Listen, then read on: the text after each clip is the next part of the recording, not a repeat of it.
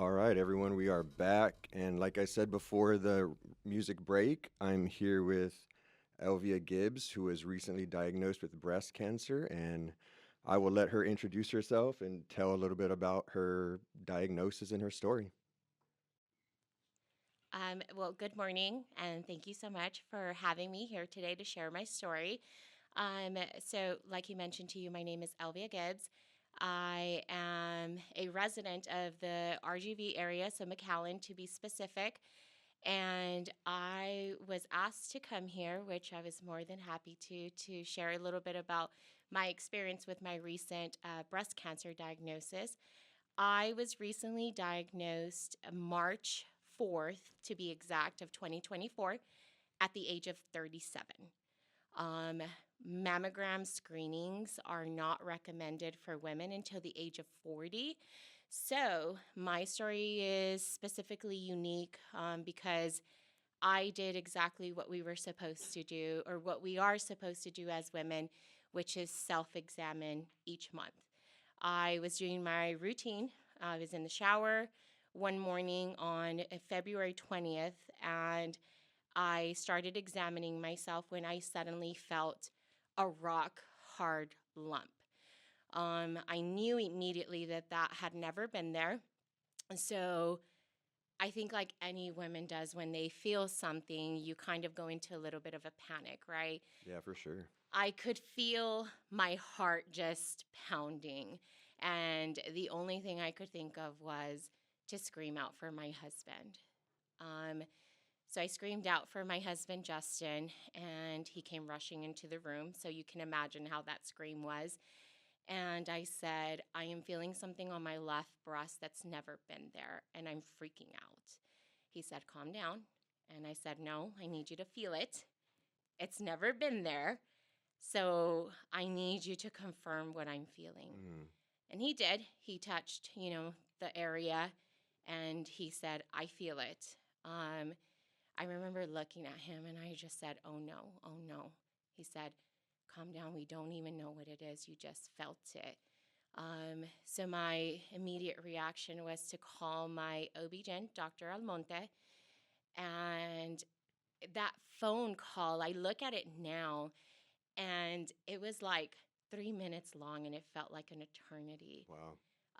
Her MA came on the phone, and she asked me a couple of questions. She said, Dr. Almonte is wanting to know like what you're feeling, right? Because there's certain characteristics in a lump that they ask you to look for. And I said, it's really hard and it's not moving. So she said, okay, give me a second. She came back on the phone and she said, Dr. Almonte is asking if you can come in within the next 30 minutes. I said, absolutely. Oh, I that's got, amazing. yeah, it was fast, super fast, which I'm so grateful for. Mm-hmm. I drove over to her office. I remember sitting in the lobby, and everything was just kind of like a blur at that moment. I just kept saying, like, please, Lord, don't let this be what I think it is, please. And so I went into her office. She came in, and I am very diligent about doing my annual exams. As a woman, it's very important that we stay on top of our health, and annual exams are what we need to do to make sure that these things don't come up.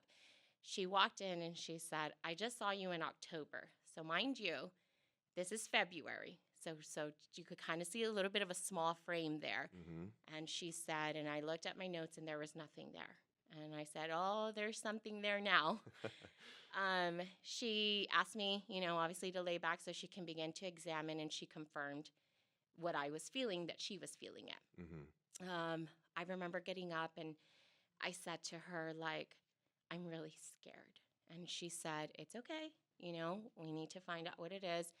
90% of the time, these are nothing. 10% of the time, there's something to warrant a biopsy or continue forward.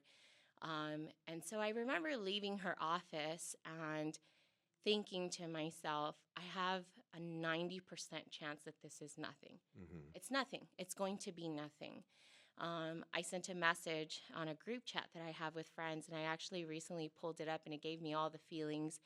And I said on there, this morning, while doing my self breast exam, I felt something. I felt a lump. And I immediately went over to Dr. Almonte. She was able to get me in.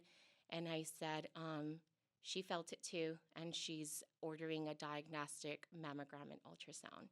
And then I said, to say that I am scared is like an understatement, right? I'm freaking out. Yeah, of course. Everyone was like, you're young. There's no history of breast cancer in your family. You're going to be okay. And so I kind of just kept telling myself that to soothe myself for the days to come. 2 days later, I went in for my diagnostic mammogram and ultrasound. And that was on a Thursday. So when they told me it would take like about 2 to 3 business days, I knew I was going to have to go through the agony of the weekend of waiting to see what this would be. Dr. Almonte was like, they'll tell you 2 to 3 business days. I'll get it like Wednesday. So I'm like, okay, I'm not expecting anything.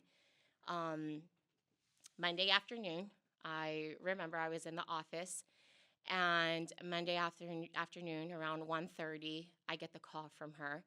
When I saw that she was calling earlier than the anticipated date that she had said, my heart immediately sunk to my stomach, because they always say the bad news is first news to come first.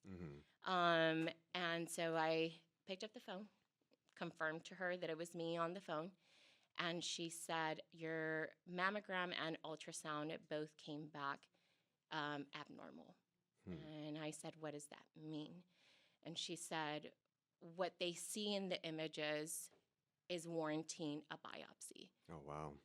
I'd never had a biopsy in my life. I had only had one surgery before, and it was like an in-and-out patient in November. So I'm like, what does this mean? What do I have to do? And she said, we're going to start working up your referral, and I'm going to send you out to DHR so that they can do a biopsy. And I said, okay. She's like, they'll take tissue samples of, the mass in particular that we're looking at. It'll let us know if it's cancerous or not. My world came crumbling down. I remember calling my husband, and I was just crying in panic. And I got in the car, I left the office, and I immediately wanted to go home and just crumble, because these are situations that you don't ever think you'll find yourself in at the age of 37. Yeah, exactly. And so I basically started driving home, and a part of me was like, no, you need to turn right back around, and you need to fight. You immediately go into fight mode. I was talking to a friend of mine on the phone, and her mom fought breast cancer 3 times. Wow. Until it became metastatic, and unfortunately she did pass from it. And I am telling her how scared I am, and she's obviously lived it through her mom. So she's telling me, to be calm, that we were going to figure out a way to navigate and see what we could do. And I said, they're asking for a biopsy. And she said, I know a friend of mine that I went to school with. She works at Rio Grande Regional. Her name is Dr. Vanessa Medina. Let me reach out and let me see what she says.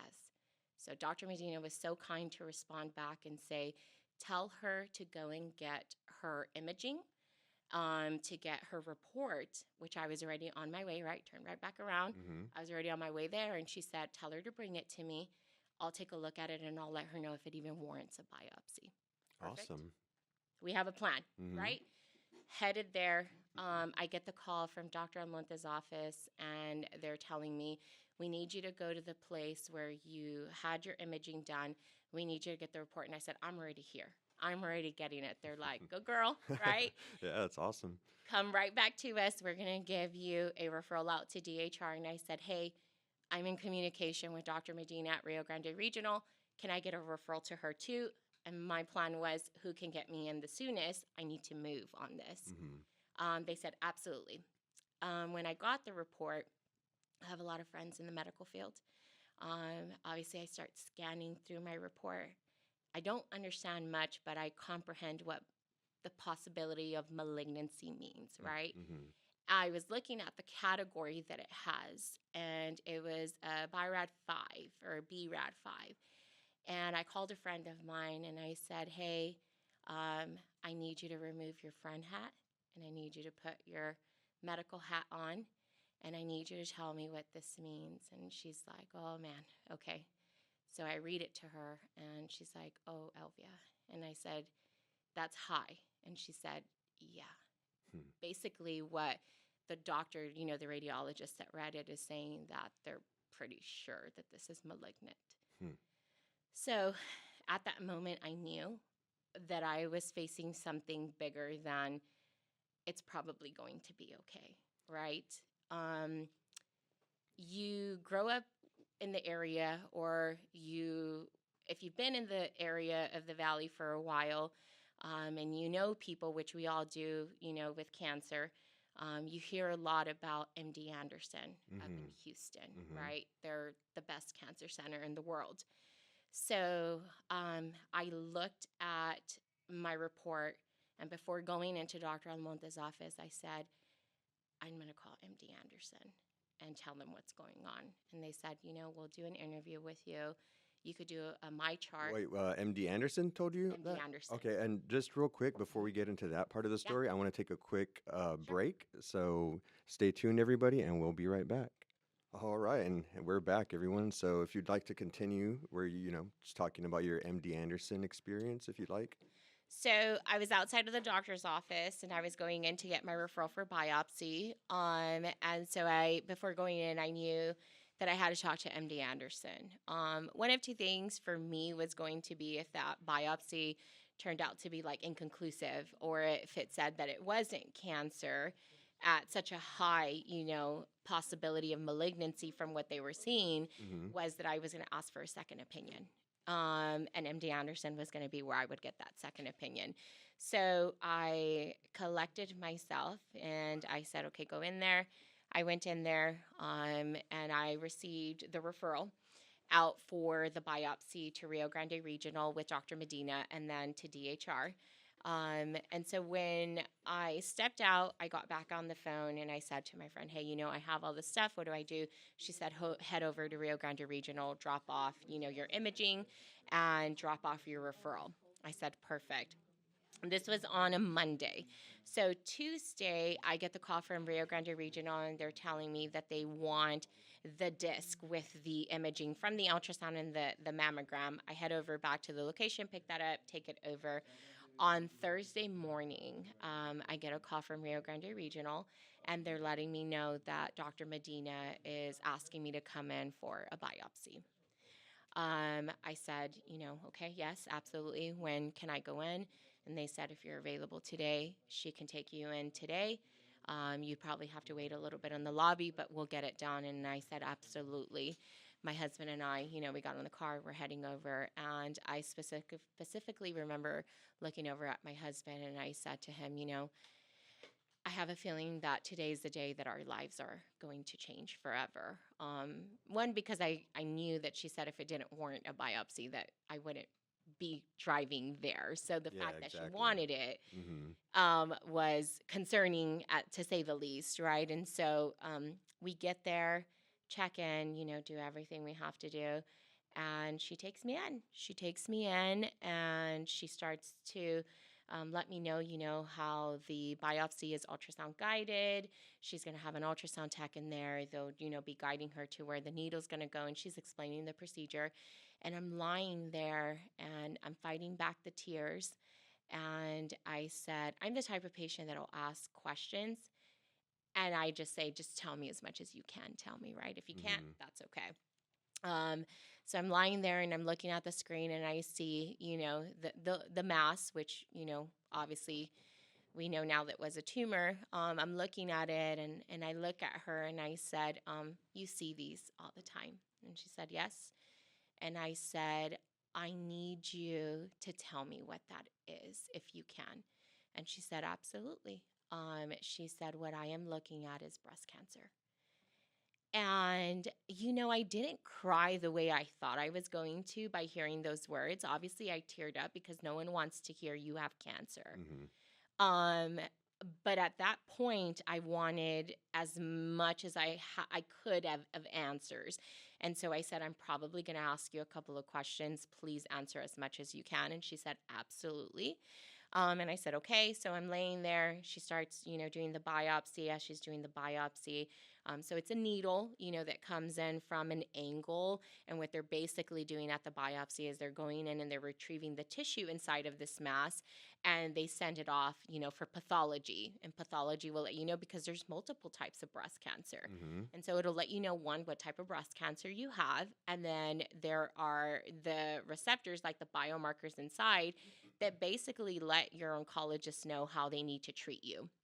And so she's doing that, and I'm asking her questions. And I said, the other location where I had the mammogram, they're saying that it is small. And she's like, I agree. It's like a little bit under a centimeter. Hmm. And so I'm like, oh, okay.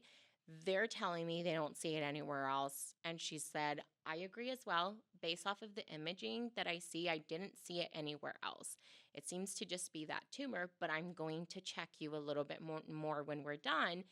And if I feel that there's something of alert, I will pinpoint it. I said, okay. So she finishes the biopsy. She starts checking around, the lymph nodes. When she came to the left side, which is where the tumor was located, she saw a lymph node that looked of, not, I wouldn't even say concern, because she wasn't concerned, but she's like, it looks a little bit enlarged. It doesn't look to be severely enlarged, but I'm going to tag that. So wherever it is that you go and get treatment, they'll know to look out for it. And Nice. I said, okay. And she's like, I don't see anything there, but I do want them to address it. I said, perfect. She answered a couple more questions of mine. Phenomenal doctor, phenomenal doctor. So her bedside manner is phenomenal. She takes her time to explain things to you where she can, right? Because I understand there's certain areas where you can't. Mm-hmm. And she just gives you so much comfort. I remember getting up and I remember looking at her, and she said, do you know where you're going to get treatment? And I said, yes. And she said, okay, you know what? I'm going to get the full biopsy report. Any oncologist that you go see is going to want that, right? And she said, today's Thursday. I should have it by Monday, and we'll be able to go from there. And I looked at her, and I remember telling her, I'm scared. And she said, it's okay. You're going to be okay. And I said, I don't know anybody with breast cancer. And she said, I understand.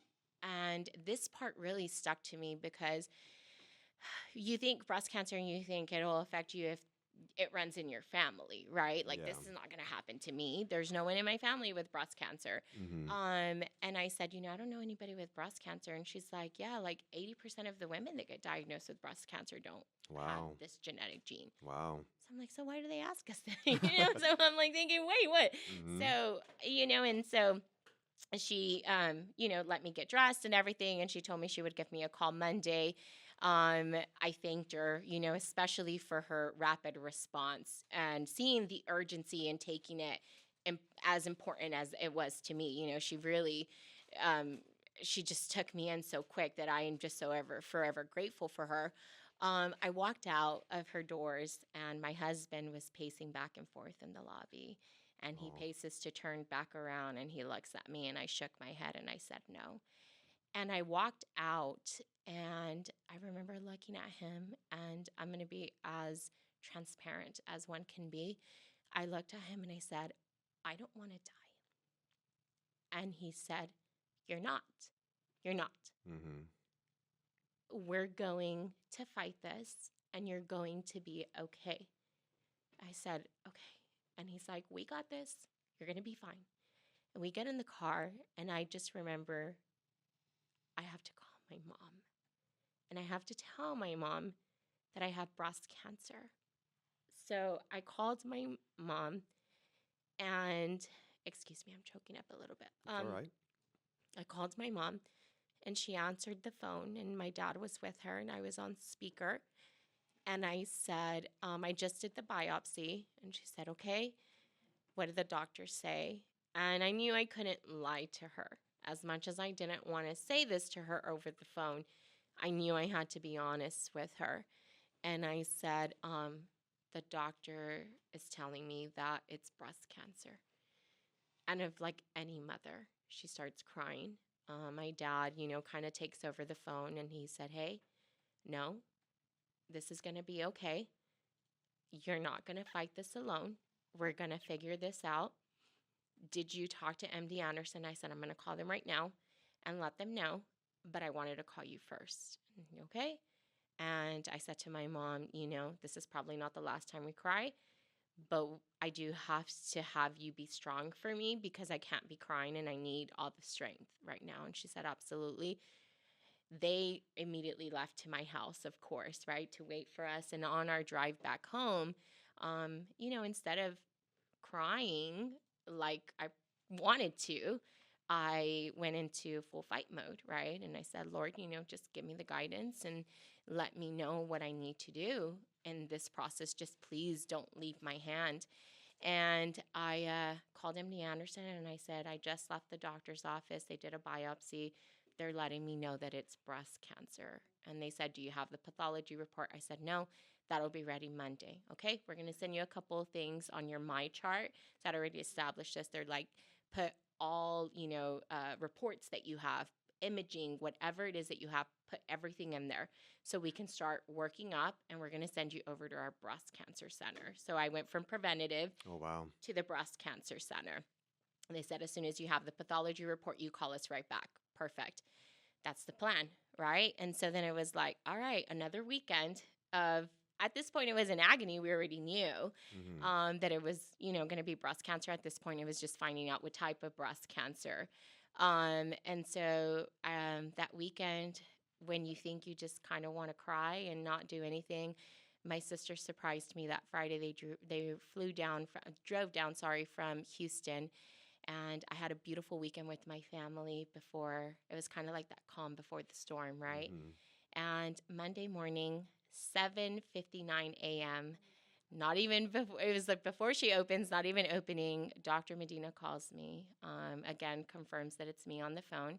And she lets me know that the biopsy report confirmed and that it is breast cancer and that I was being diagnosed with invasive ductal carcinoma, grade 2.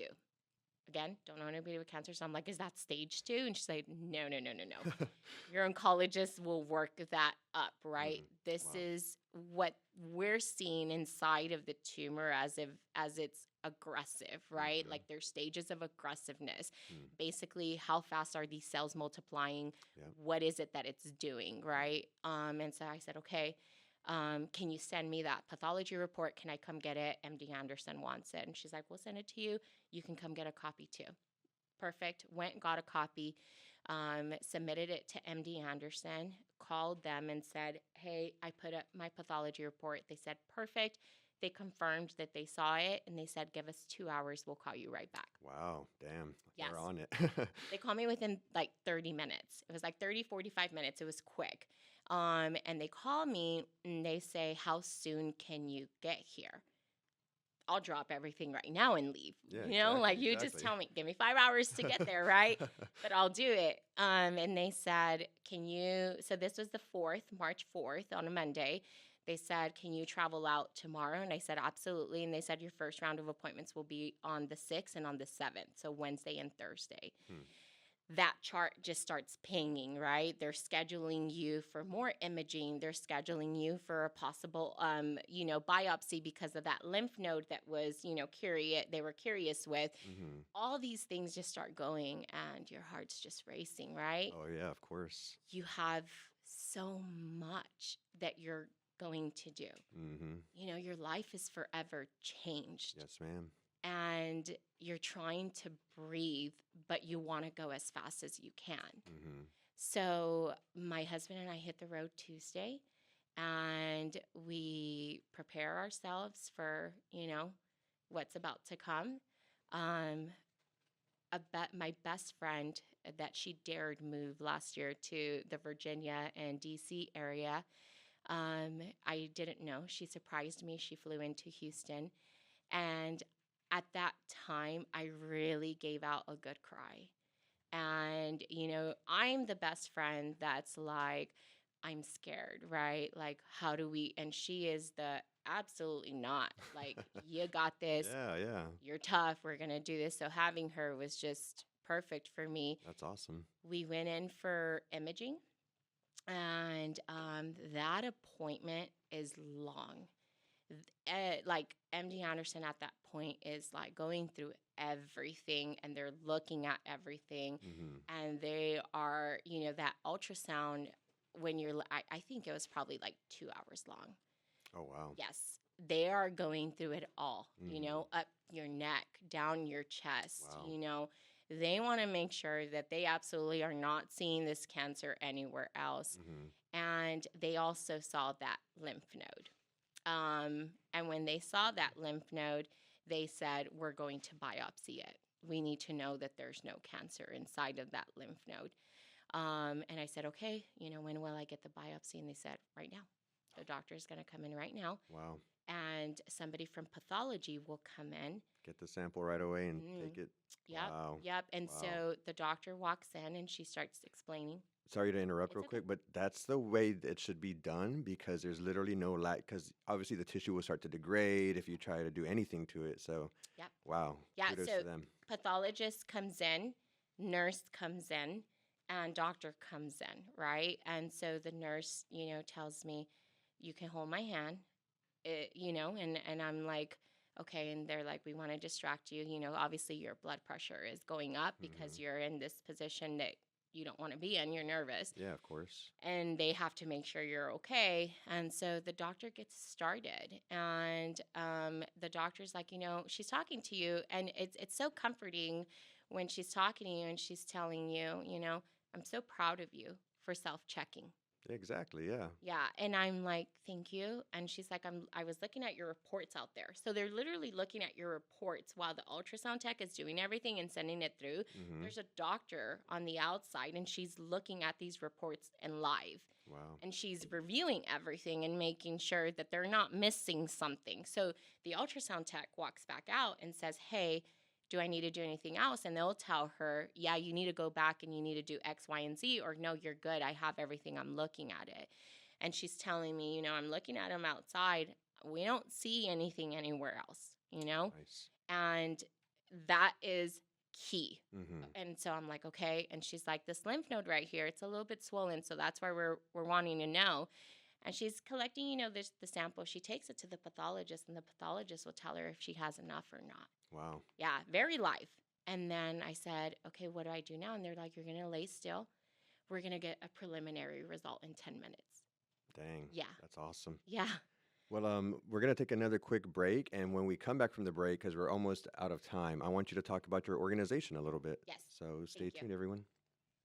All right, and we're back. So, if you'd like to wrap up that story and then talk about your organization, we've got about 5 minutes left. Perfect. So yeah, so I ended up getting that preliminary biopsy that same day. Met with surgical oncologist, Dr. Miggins over at MD Anderson, and she basically let me know if your receptors inside of the tumor are this, you're going to be considered stage 1. If they're this, stage 2, because you will have to go into chemotherapy. That type of receptor is a lot more aggressive, so forth and so on. Okay. And then from there is a bunch of testing. You do genetic testing, right? Like you're young. Is this something that you probably skipped the line in your family and it is, in your gene, BRCA1, BRCA2? Yep. A bunch of other genetic testing, and I came back negative for 48 genes. Wow. So I was just lucky. Environmental, right, Yeah, is yeah. what they call it at that point. My receptors were ER/PR positive and HER2 negative, which allowed me to go into surgery first. I went into surgery on April 12th, and they successfully removed the tumor and a sentinel node, which is the main lymph node that was connected to the tumor. And they received clear margins. I found out at the end of April that I was considered to be cancer-free, that the margins were clear. However, additional testing on the tumor showed that the grade level was not 2, it was 3. So it was aggressive. There was a small deposit inside of that original lymph node that happened at some point waiting for surgery, even though it was quick.